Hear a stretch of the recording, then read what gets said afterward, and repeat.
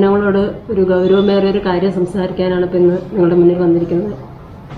കഴിഞ്ഞ ദിവസം ഒരു 10-ാം തീയതി നമ്മുടെ സ്ത്രീ സുരക്ഷയുമായി ബന്ധപ്പെട്ടൊരു പഞ്ചായത്തിലല്ല നമ്മുടെ പഴയന്നൂർ ഭാഗത്തൊരു ധർണ നടന്നിരുന്നു പാർട്ടിയുടെ നേതൃത്വത്തിൽ. അപ്പോൾ അതിൽ പങ്കെടുത്തിരുന്നു. അതുമായി ബന്ധപ്പെട്ടൊരു ചിത്രം ഞാൻ എൻ്റെ പേഴ്സണലായിട്ടുള്ളൊരു ഫേസ്ബുക്ക് ID-യിൽ പോസ്റ്റ് ചെയ്തു. അതിന് താഴെ വന്നൊരു കമന്റിനെ കുറിച്ചാണ് എനിക്ക് പറയാനുള്ളത്. അത്യന്തം മോശമായി അശ്ലീല ചുവയോടുകൂടി ഒരു സ്ത്രീത്വത്തെ അപമാനിക്കുന്ന രീതിയിൽ വളരെ മോശമായ ഒരു 2 കമൻ്റാണ് അതിന് താഴെ വന്നത്. 10-ാം തീയതി പോസ്റ്റ് ചെയ്യുന്നു. 11-ാം തീയതി കാലത്ത് പൊതുജനങ്ങൾ എന്നെ വിളിച്ചറിയിച്ചതിൻ്റെ അടിസ്ഥാനത്തിലാണ് ഞാനത് പരിശോധിക്കുന്നത്. അത് ഒരു സ്ത്രീ എന്ന നിലയിൽ എനിക്കത് മാനസികമായി എന്നെ തളർത്തി. കാരണം ഒരു സ്ത്രീയും കാണാനും കേൾക്കാനും പറ്റാത്ത വാക്കുകളാണ് അതിൽ ഉപയോഗിച്ചിരിക്കുന്നത്.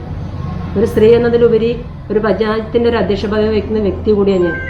അപ്പോൾ ഇത്തരം ഒരു സാമൂഹിക വിരുദ്ധർ ഈ ഒരു പദവിയിലിരിക്കുന്ന എന്നെ അപമാനിക്കാൻ ധൈര്യം കാണിച്ചിട്ടുമെങ്കിൽ ഒരു സാധാരണക്കാരായ ഒരു സ്ത്രീയെ എത്രത്തോളം വേട്ടയാടുമെന്നുള്ളൊരു നമുക്ക് ചിന്തിക്കാൻ പോലും പറ്റാത്തൊരവസ്ഥയാണ്. അത് സമൂഹത്തിന് മുന്നിൽ കാണിക്കുന്നതിന് വേണ്ടി ഇപ്പോൾ ഞാൻ ഇന്നിപ്പോൾ ഈ നിങ്ങളുടെ മുന്നിൽ നിന്ന് സംസാരിക്കുന്നത്. അവിടെ 1-ാമത്തെ കമൻറ്റ് എന്നെ അപമാനിച്ച രീതിയിലും തീർത്തും കേൾക്കാനും കാണാനും പറ്റാത്ത ലൈംഗിക ചെവിയോടുകൂടി തന്നെയാണ് അതിൽ സംസാരിച്ചിരിക്കുന്നത്. 2-ാമത്തെ കമൻറ്റ് അവിടെ കൂടിയ 100ഓളം സ്ത്രീകളെ അപമാനിക്കുന്ന രീതിയിലാണ്. ഞാൻ ഇപ്പോൾ ഈ നിങ്ങളുടെ മുന്നിൽ സംസാരിക്കുന്നതിൻ്റെ ഉദ്ദേശം എന്ന് പറയുന്നത് ഈ നാട്ടിലെ സ്ത്രീകൾക്ക് വേണ്ടിയിട്ടാണ്. ഒരു സ്ത്രീത്വത്തെ അപമാനിക്കാൻ ഇത്രത്തോളം ഒരു പേടിയില്ലാതെ ഒരു വ്യക്തി കമൻറ്റിൽ പബ്ലിക്കായിട്ട് ഇടണമെങ്കിൽ അത് മുഴുവൻ സ്ത്രീകൾക്കും അപമാനകരമാണ്. അവർ ശക്തമായിട്ട് തന്നെ അവർക്ക് വേണ്ടി ഞാൻ സംസാരിക്കാൻ മുന്നോട്ട് വരികയാണ്. മാനസികമായി എന്നെ അന്ന് തളർത്തിയെങ്കിലും ഈ സ്ത്രീകൾക്ക് വേണ്ടി 100ഓളം സ്ത്രീകൾ അങ്ങോട്ട് പങ്കെടുത്തു. സമൂഹത്തിലെ സ്ത്രീകൾക്ക് വേണ്ടി സംസാരിക്കുന്നതിന് വേണ്ടി ഇന്ന് ഞാൻ നിങ്ങളുടെ മുന്നിൽ വന്നിരിക്കുകയാണ്. കർശനമായ നടപടി സ്വീകരിക്കാനുള്ള നിയമ നടപടികൾക്ക് ഞാൻ നീങ്ങിയിട്ടുണ്ട്. ഇന്നലെ സ്റ്റേഷനിൽ പോയിട്ട് FIR ഫയൽ ചെയ്തു.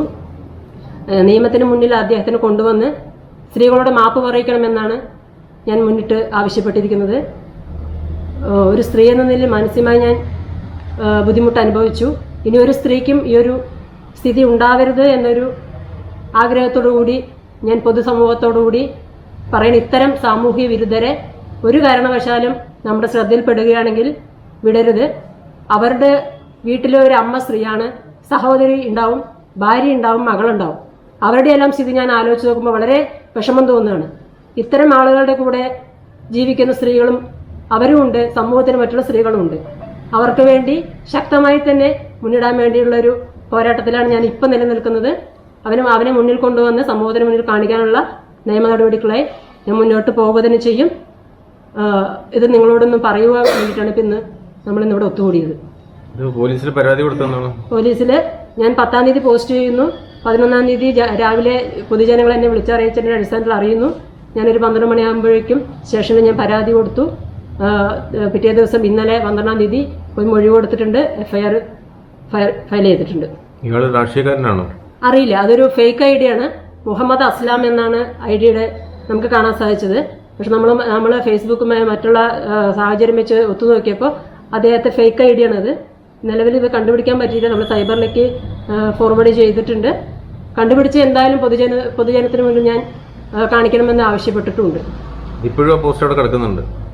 ആ ഒരു കാര്യം എനിക്ക് പറയാനുള്ളത്, എനിക്ക് ആ കമൻറ്റ് ഡിലീറ്റ് ചെയ്യാൻ പറ്റാത്തൊരു സാഹചര്യത്തിലാണ് ഇട്ടിരിക്കുന്നത്. അപ്പം എൻ്റെ ഫേസ്ബുക്ക് ID കൂടുതലും സ്ത്രീകളെ കാണുന്നതുകൊണ്ട് എനിക്കുണ്ടായ മനോവിഷമം അവർക്കുണ്ടാവരുത് എന്നുള്ള ഉദ്ദേശം കൊണ്ട് ഞാൻ ആ പോസ്റ്റ് അടക്കം എനിക്ക് പിൻവലിക്കേണ്ടി വന്നു. ആ സ്ത്രീകൾ കാണരുത്, ഞാൻ അനുഭവിച്ചത് മറ്റൊരു സ്ത്രീയും അനുഭവിക്കരുത് എന്നൊരു ആഗ്രഹം എനിക്കുള്ളതുകൊണ്ട് ഞാൻ പോസ്റ്റ് അടക്കം പിൻവലിക്കുകയാണ് ഉണ്ടായിരുന്നത്. നിയമ നടപടി മുന്നോട്ട് പോവാണ്. തീർച്ചയായിട്ടും മുന്നോട്ട് പോകും. ഏതറ്റം വരെ പോയിട്ടാണെങ്കിലും ആ ഒരു വ്യക്തിയെ കണ്ടുപിടിച്ചും സമൂഹത്തിന് മുന്നിൽ ഞാൻ കൊണ്ടുവരും. അത്